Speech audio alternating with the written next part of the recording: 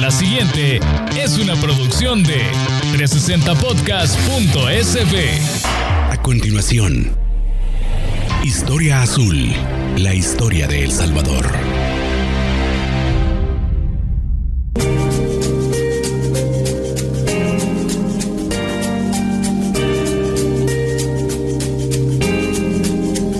Bienvenidos nuevamente, amigos, a este programa, a este espacio, a este podcast, Historia Azul, la historia de El Salvador.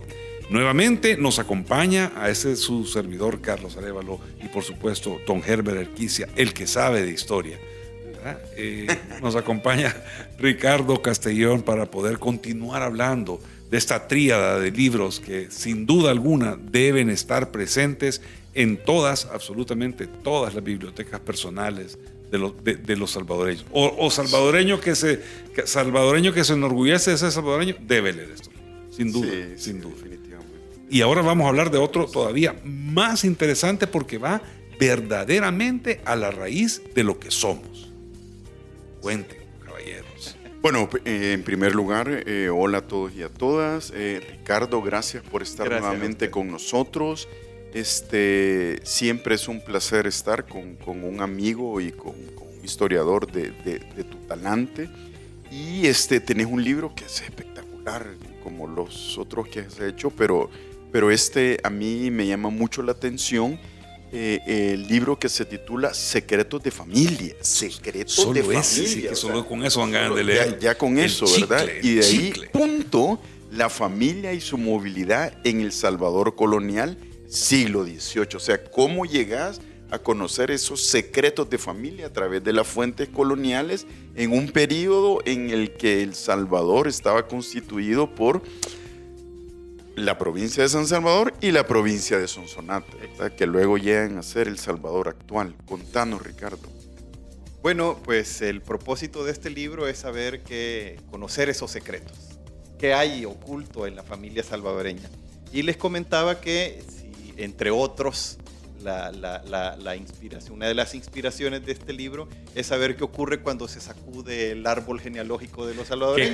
Que cae. Que es todo lo que cae, ¿verdad? Sí. Entonces ahí cae de todo. Cae de todo. De hecho, yo debería confesar aquí que una de las motivaciones de este material también están relacionadas con hallazgos de la investigación anterior, como bien nos decía Herbert, porque entre otras cosas, una de las cosas que a mí me pareció bastante interesante es la vida, las relaciones parentales o las relaciones personales de individuos como los sacerdotes en el territorio salvadoreño. Y es que muchos documentos contienen denuncias o se pueden percibir en algunos documentos algunas cosas que parecen verdaderamente irregulares o extrañas. Ocurre, por ejemplo, que en testamentos sacerdotes dejan fortunas, dejan bienes, dejan propiedades a la fulana de tal por haberme cuidado muy bien en mi enfermedad, por ejemplo, o a los hijos de la fulana de tal una vaca cada uno por ser tan queridos para mí, entre otras casi cosas. Como sobrinos. O mis sobrinos. El viejo cuales. truco, querés decir.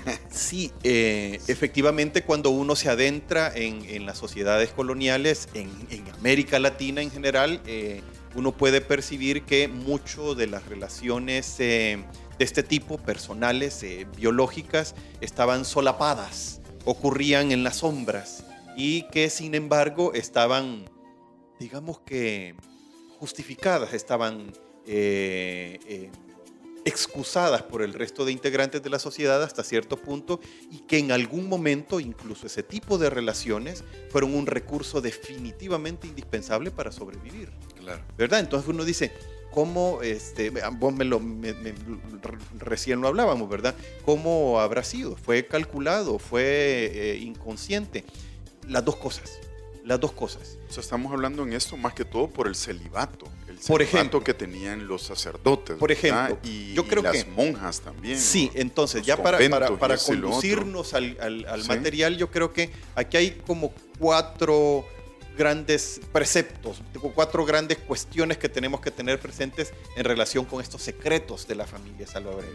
El primero de ellos está relacionado con el origen, con nuestro nacimiento, con el nacimiento de nuestros antepasados. Ese nacimiento, con el paso del tiempo, podía verse alterado porque podías nacer en una condición étnica determinada, pero podía verse alterado por distintas circunstancias que podían incluso hacer a un lado tu condición étnica por factores sociales. Es decir, en tu condición de ladino podías llegar a tener algunas propiedades, por ejemplo, o incluso como indígenas podías llegar a tener algunas propiedades y así tu condición étnica no era más importante que tu condición social. Eso por una parte.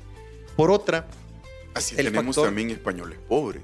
Por ejemplo, ¿verdad? Porque es un mito. Entonces los españoles todos eran ricos. No, en los documentos no se encuentra una buena cantidad de españoles pobres. Otra de las cosas interesantes a propósito, como paréntesis, es aquello de los españoles que en realidad no lo eran, ¿verdad? Y algunos de ellos puestos en duda. Algunos de ellos puestos en duda incluso en los documentos. Hay una descripción muy interesante que aparece en este libro que es uno que dice ser español. Y entonces lo describe. Y obviamente lo describe y lo hace con algún desdén porque se trata de alguien que no simpatiza. Medio pringao. ¿Y qué dice? Bueno, dice que parece ser español, habla como español o finge hablar como español, pero no es español. Y hay otros documentos, hay un documento, por ejemplo, muy interesante, es un padrón de Sonsonate de 1787, de varios dice ser español. Vea, fulano de tal dice ser español. Y efectivamente en el padrón no aparece con don, que es otro elemento identificador. Sí. Pero, ok, volvamos a esos 4 grandes preceptos. El segundo era el tema del disimulo. Es decir, Centroamérica, por su condición geográfica, históricamente, lo deben saber ustedes muy bien, fue más bien una región de paso para el gran tráfico atlántico, por ejemplo. Salvo por ejemplo, la relevancia que pudo en algún momento cobrar por ser una región monoexportadora, que fue definitivamente el destino que le puso la corona a Centroamérica para poder participar de los mercados internacionales. En un principio se trató del cacao, luego se trató del añil y posteriormente, después de la República, incluso el café. Eso fue importante porque en esa condición de marginalidad, algunas de las reglas establecidas podían ser más flexibles que en otras regiones. Y esto es importante porque el libro también se enfoca más que las ciudades o más que las élites en el interior, en lo que pasaba aquí, en las provincias. Recuérdense que Guatemala era nuestra capital y todavía nos pasa, ¿verdad? En vacaciones. ¿A dónde fuiste en vacaciones? A Guate, a la capital, ¿verdad? Pero nosotros muy provincianamente, ¿verdad? Se nos sigue saliendo, ¿verdad? Era la capital. Entonces lo que ocurría aquí es que hubo necesidad de apegarse, de acudir a mecanismos económicos para sobrevivir, ¿verdad? Entonces, de acuerdo, estaba el café, el añil, estaba como principal producto, pero ¿qué más se podía hacer para poder sobrevivir, para sobrellevar la existencia? Y en esas circunstancias, estar casado no era lo más importante, ¿verdad? Si lo que necesitaba el hacendado eran brazos para poder sacar la cosecha añilera, no importaba si se venía con la familia, el hombre, o si se venía solo, o si mejor se llegaba a radicar a la hacienda, tenía una familia y se quedaba viviendo en la hacienda. Claro. ¿Verdad? Me estoy refiriendo a colono. Eso, por ejemplo, ¿verdad? La otra de las condiciones interesantes tiene que ver, y está relacionada con esa, con factores como el honor. Y entonces, ¿dónde se queda el honor? Y entonces, ¿qué ocurre conmigo como hombre? Bueno, que esa afirmación de la hombría acuerpada por esa palabrita que en la época y todavía en la actualidad tiene tanta relevancia, el patriarcado, el principio legal en el que el padre, el patriarca, determina las normas de conducta del grupo familiar, se puso en función de la lógica productiva, de la lógica extractiva y económica, y no resultó más importante. Miren, es interesante, por ejemplo, cómo para la década de los 30, los índices de ilegitimidad en el territorio salvadoreño alcanzaban hasta el 67%. Es decir, hablando de los índices de hijos ilegítimos. De hijos o sea, ilegítimos. Nacidos no de un matrimonio, no de una relación formal o no reconocidos por su papá o por su mamá. Nacido fuera del vínculo matrimonial. Sí, digamos, para la gente que no. Ajá. Porque bien feo decir hoy en día, bueno, soy ilegítimo. Creo que ya no lo. Ajá, ya no es un motivo de pérdida de calidad, ¿verdad? Antes bueno, todavía eras un hijo bastardo y Tío Cuarde creo que ni siquiera podías heredar nada. Carlos, en nuestra época todavía habían niños y niñas que no podían entrar a algunos colegios porque sus papás no estaban casados. Sí. Por sobre la iglesia todo los o por colegios cristianos. Exacto, católicos, ¿verdad? Sí. Entonces también Todavía hay algunos. Todavía hay algunos. Sí. Y luego que Bueno, en este grupo, por cierto, también vale la pena meter a los niños sin padres, a los niños expósitos. ¿Ya? Miren, hubieron tales índices en la época colonial que uno se encuentra en los documentos de niños expósitos que parece verdaderamente alarmante. Hay comunidades hasta con el 16% de niños expósitos, de niños sin padres. Bueno, y el último de los elementos, y luego podemos hablar más de los y el último de los elementos tiene que ver también con el anterior, y es el tema de cómo eso afectó la configuración del grupo familiar, ¿verdad?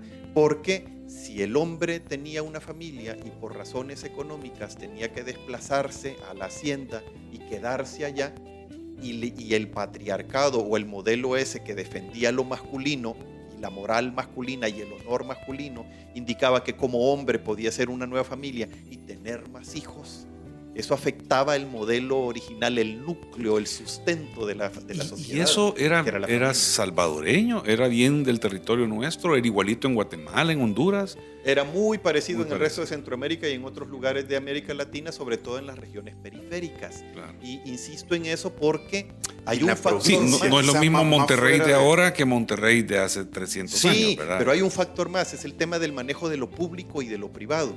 Este tema de lo público y lo privado tiene más que ver también con el asunto del honor, pero son factores, son criterios de peso sobre todo para la alta sociedad, el qué dirán.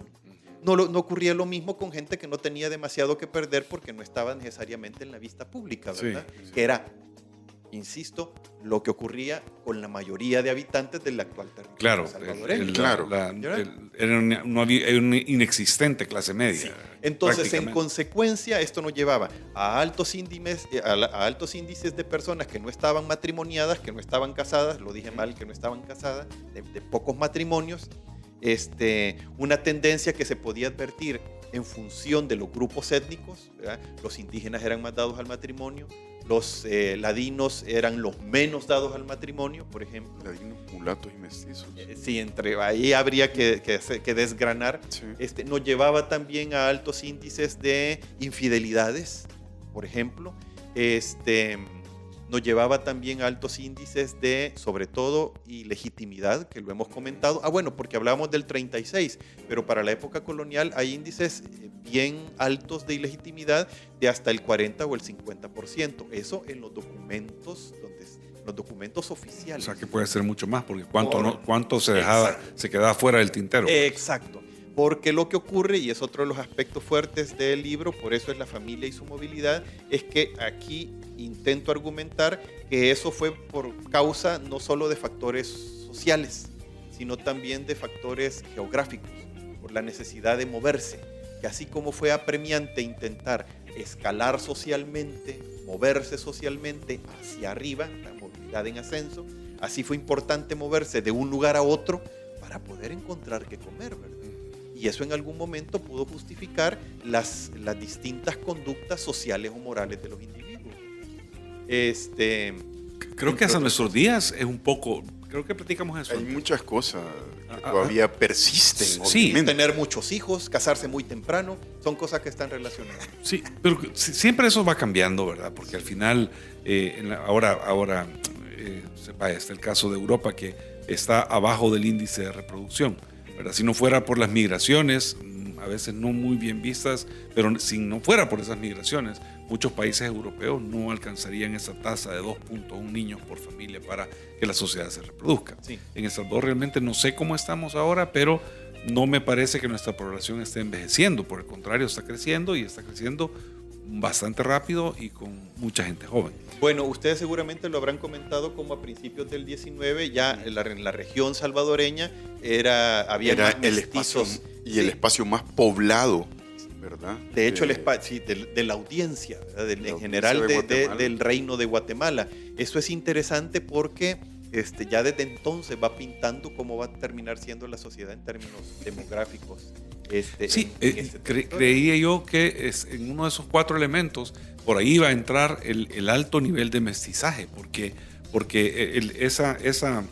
esa cocción de diferentes ingredientes es para adentro, sí, ¿verdad? Es decir, no estás trabajando mucho en el tema de mestizaje si de una forma u otra estás pensando siempre en el otro lado del charco, pues, en España, sino que llegar acá debe haber sido tan difícil, pero tan difícil en esa época, que llegabas y te quedabas con lo que había, ¿verdad? No te ponías muy exquisito, no teníamos puerto atlántico, entonces imagínate lo que costaba que llegara algo de mercadería, de bienes de todo tipo, de personas, ¿ya? Entonces los primeros que venían a trabajar, a colonizar estas tierras, pues no venían con sus familias porque no sabían que se iban a encontrar, ¿verdad? Muchos creo que ni han de ver. Sí, bueno, algunos sí, ¿verdad? Pero otros se casaron con indígenas. Claro. Eso lo hemos visto al inicio del siglo y creo XVI. que El Salvador es como una constante eso.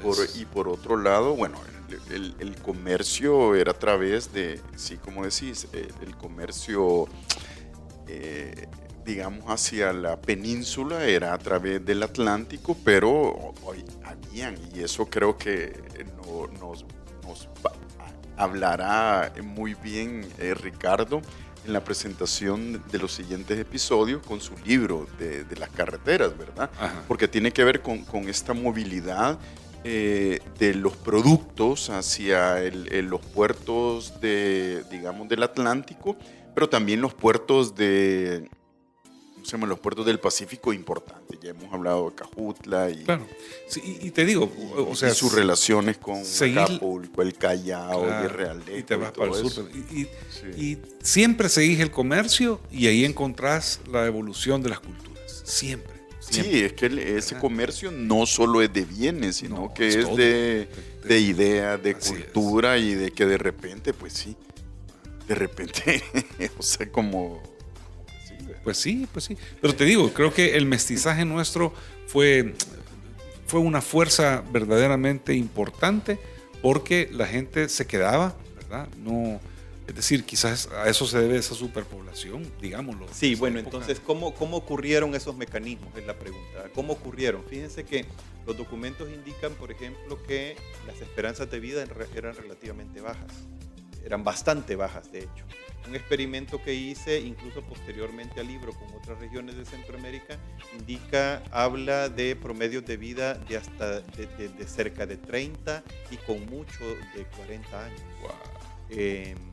Incluso hay regiones para el siglo XVIII. Para el siglo XVIII. Hay regiones en Guatemala que, haciendo un estimado, arrojan 28 años. Uno dice, ¿cómo puede ocurrir esto? Porque definitivamente en los libros de defunciones uno tiene que considerar para el caso enfermedades, ¿verdad? Claro. Epidemias, ¿verdad? Uh-huh. Y sin embargo hay momentos en los libros en que no hay epidemias. Hay gente que se está muriendo muy joven, por una parte. Perdona, dato curioso. En 1960 la esperanza de vida en El Salvador era de 48.08 años. Por eso es que no nos tiene que extrañar ese dato de 28 años en promedio. Fíjense qué cosa interesante. Entonces uno dice, ajá. Y entonces, ¿cómo es que había más población en el Reino de Guatemala? ¿Cómo que en esta región del Reino de Guatemala había más población? Pues mi hipótesis, y lo intento demostrar en algún momento en el libro, es que la gente se le apostaba mucho a las capacidades reproductivas. ¿Verdad? Entonces, cuando tener bastantes hijos. Entonces, cuando hablamos de si era consciente o no, ¿verdad? Tener muchos hijos. Y entonces, en un ejercicio que hice en otra ocasión, viendo cada cuánto se... Un ejercicio tormentoso, porque intenté ver cada cuántos... Con respuestas increíbles, ¿no? Bueno, sí, algunas veces, otras veces no tanto, pero cada cuánto la mujer registraba al hijo, al nuevo hijo nacido. Y efectivamente hay mujeres que cada 2 años, ¿verdad? Cada 3 años. En algunos casos la frecuencia es más amplia, pero tampoco es tan frecuente. Sin embargo, es la única forma de explicarse cómo es que aquí había tanta gente, si en realidad habían tan bajas expectativas de vida. Sí, pero es por eso también, porque la mayoría, o sea, si tenés... era una familia grande. A ver, la mano de obra todavía hasta ahora ¿verdad? Desafortunadamente se ven gente que pone a sus hijos chiquitos a trabajar en la calle, pues recogiendo dinero, haciendo malabares, haciendo volatín. Haciendo de volatines. Pero esa gente, claro, querés tener 10 hijos porque muy probablemente se van a ir la mitad antes de llegar a los 28 años. Que el pensamiento, más que todo, de decir, bueno, yo voy a tener tantos hijos, ¿verdad? Y quiero tantos varones, tantas mujeres. Porque unos van a ayudar a esto, otros van a ayudar a los otros. Y antes de que como sigan, mano de obra, pues. hay otro ¿verdad? tema más. Ok. Los matrimonios tempranos como solución. Era casarse temprano. Y si no casarse, juntarse. Vivir en concubinato temprano. Bueno, pero eso en el campo, o sea, todavía. Pero en la ciudad. En el momento que sos biológicamente viable la reproducción, ya sos hombre y ya sos mujer. Sí, exacto. Y lo mismo ocurría en la época colonial. Esto tiene una explicación que también corresponde con las necesidades productivas, lo que mencionabas, ¿verdad? Es que en la medida en que nacían más indígenas, nacían más tributarios, por ejemplo, claro. ¿verdad? Pero dejemos de lado de momento eso, volvamos de nuevo al asunto biológico, que es más o menos el propósito de esto, ¿verdad? En la medida en que te explotas tus capacidades reproductivas desde más joven, independientemente si es matrimonio, pero es que el matrimonio no era importante, ¿verdad? Así hay más hijos, ¿verdad? Ahora, cosas dramáticas no dejaban de aparecer. Un hallazgo, por ejemplo, igualmente interesante es el azote de la viruela en Suchitoto. Hay constancia en los libros de defunciones de Suchitoto de cómo casi el 50% de los niños menores de 10 años murieron por causa de la epidemia. Terrible, porque si superas el 50% ya no hay posibilidades de reponer a la población en ese estado. ¿Ya? Entonces, tuvieron que importar gente seguramente de otro lado. Y en cualquier caso, la apuesta mayor fue la de la reproducción del grupo ladino mulato, que tenía además más potencial reproductivo, según se lo muestran los documentos, y tenía además más posibilidades económicas de sobrevivir. Por eso el tema de la supervivencia es tan importante. Sí, porque estaban en espacios diferentes de la misma sociedad. O sea, eran castas diferentes, sí, ¿verdad? De esa América hispana colonial. ¿verdad? Pero imagínate todas las cosas que movieron todas las cosas que están detrás del desarrollo del núcleo familiar. Exacto. No lo ves en el día a día. Hay un tema más igualmente interesante, si me permiten. Por supuesto. Son los casamientos de viudos o entre viudos. Es otro rollo bien interesante. Hay poblaciones, por ejemplo, en que por lo menos el 19% de matrimonios son matrimonios de viudos o entre viudos. Estoy hablando de mujeres y de hombres. Obviamente el hombre tenía más posibilidades de, siendo viudo, conseguir una mujer, que necesariamente una mujer, sobre todo si se quedaba viuda con hijos. Sí. Pero la relación es más o menos pareja, sobre todo en el interior, donde de nuevo el tema del honor no era más importante. También lo importante de registrar a los viudos, ¿verdad? Sí. Porque yo recuerdo los documentos los exactamente se mandaban viudos, ¿verdad? Viudos, viudas, o sea, habían obviamente hombres, mujeres, niños, niñas, viudos, viudas, casados, no casados, solteros, o sea, creo que era una gran gama de... Los españoles eran expertos en documentar. Es increíble la cantidad de cosas que no las tenemos posiblemente porque ya están destruidas por el tiempo o el mal cuidado, pero ellos registraban todo, absolutamente todo. Una vez platicamos de esto, la cantidad de aguacates, de todo lo que se producía. Bueno, en la iglesia era tremendo, hasta los... no sé, bueno, vamos para ¿cómo se llama? El glosario, ¿verdad? Los cutuquitos de vela. De vela lo registraban, ¿verdad? Aunque fueran muy pequeños, pero se registraban cuántos tengo, ¿verdad? Sí, porque eran muy caras. ¿Verdad? Porque eran muy caras. Entonces hay un montón de... Fíjate que lo interesante de esto es que hay un montón de elementos de la época colonial que persisten hoy en día y que desconocemos, ¿verdad? Por eso Ricardo iniciaba con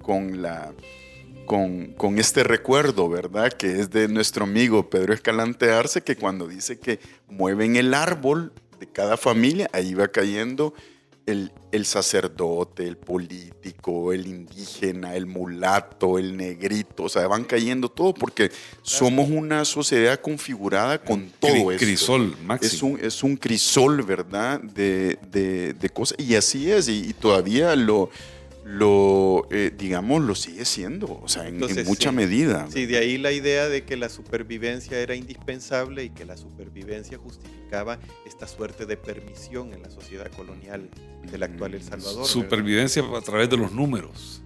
Sí. Números de personas. Sí, y de las estrategias para sobrevivir por medio de las capacidades biológicas, ¿verdad? Al final se necesitaba, o sea, en ese mundo exportador se necesitaba mano de obra también, entonces Por supuesto, obviamente había que tener se trataba de eso. gente, ¿verdad? Para ellos. Se trataba de eso. Miren, este tema de la movilidad geográfica es súper interesante, además de curioso, porque hasta ahora los estudios sobre la migración centroamericana, por la obvia crisis que existe en términos en relación a la migración, se remiten sobre todo a la migración moderna, ¿verdad? Relativamente temprana. Yo mismo he trabajado, por ejemplo, la época esta de la preguerra y de las consecuencias en términos migratorios, pero poco se remonta más allá de la época y se llega a lo colonial. Hice un ejercicio con respecto a la población de San Salvador para el momento de la independencia en 1821 y es sorprendente porque me di cuenta de que de 4 sansalvadoreños, de 4 habitantes de San Salvador en 1821, uno no era de San Salvador. Es decir, eran personas que habían llegado de fuera de San Salvador. Y uno dice, ¿por qué? Pues definitivamente un importante imán aquí era la producción añilera, ¿verdad? Es decir, lo que en algún momento, lo que ahora viene a constituir la oportunidad en Estados Unidos, pues no estaba tan lejos, estaba relativamente más cerca, entonces era más lejos, pues obviamente había más dificultades para transportarse, Sí, ¿verdad? sí. Pero eso movilizaba mucho a la población.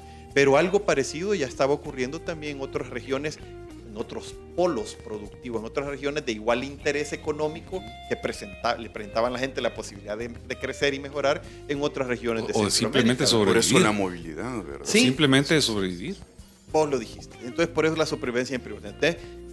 Honduras, las minas de Honduras. ¿Cuánta migración hubo de Colombia para la Sí, región? no, y sin tener que irse tan lejos. Fíjate que en Cartago, para la época, que está teniendo Costa un Rica. importante desarrollo, uno encuentra buena, importante cantidad de pobladores de San Salvador, de Comayagua, de León. Estoy hablando de estas otras ciudades De Centroamérica, Granada. ¿verdad?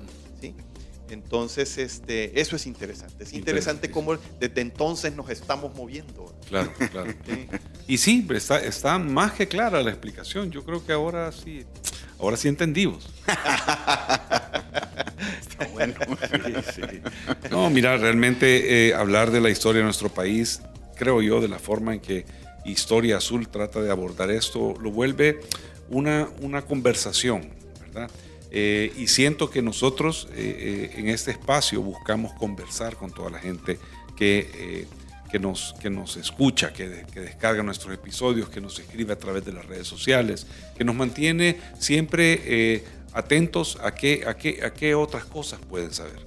Estuvimos hablando la vez pasada sobre hacer un glosario o una segunda parte del tema de la migración africana en la región, ¿verdad? Sí. Que creo que eso dejó pues un montón de inquietudes, especialmente la parte donde tú hablaste de todas las palabras que heredamos en el lenguaje cotidiano de toda esa herencia africana. Entonces todo esto que se presenta de esta manera, sin duda alguna, viene a interesar más a los salvadoreños por la historia de su país. Gracias mil, de veras, Ricardo, por este tiempo que nos has dado, y todavía te vamos a robar otra semana más para que nos sigas contando acerca de estos tus libros. Sí, claro que sí. Con gusto. Como siempre, amigos, los invitamos a no perderse los martes que se publican los nuevos episodios. En esta ocasión, pues publicamos el episodio número 35, que usted ha escuchado, de Historia Azul, el 10º de esta tercera temporada.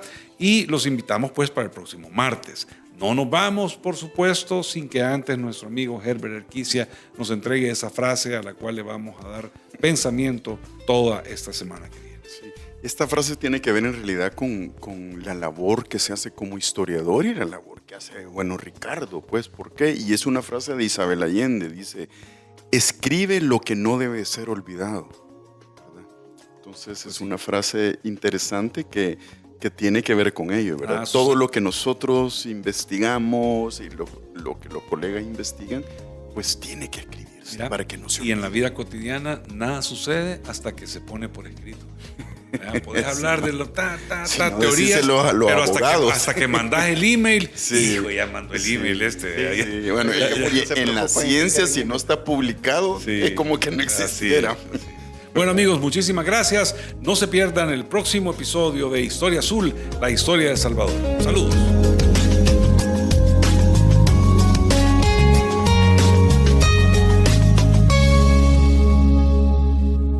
Esta fue una producción de 360podcast.sb.